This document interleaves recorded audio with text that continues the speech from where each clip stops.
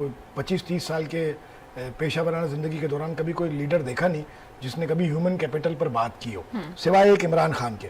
मैं तो बानी बानी कहने पे यकीन ही नहीं रखता हूँ। तो वो उनको मैंने सुना तो उन्होंने कई दफ़ा कहा जी पाकिस्तान का ह्यूमन कैपिटल ऐसा वैसा वैसा। अब हमारी जो बच्चों की तरबियत है ना, और उनकी तरबियत और उनकी तालीम से आप शुरू करें और उनकी वैल्यूज़ को आप जब आप किसी बच्चे को या किसी जनरेशन को, आने वाली जनरेशन को तैयार करते हैं तो वो अगली नस्ल आपको वही फ्रूट डिलीवर करती है जो उसने लिया होता है।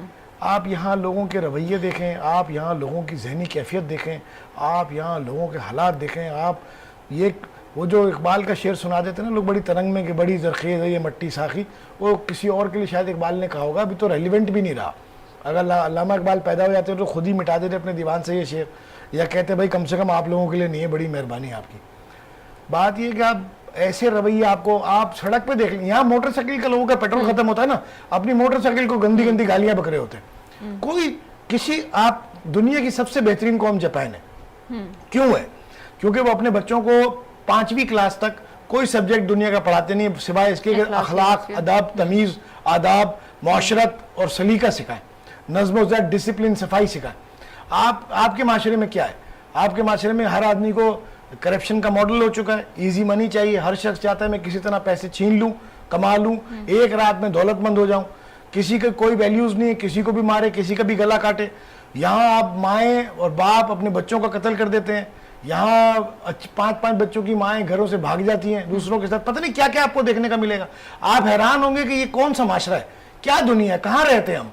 आपको शर्म आएगी यार, हम अपने बच्चों तक ये बातें ना पहुंचने दें, या हम कहीं भाग जाएं, कहाँ चले जाएं।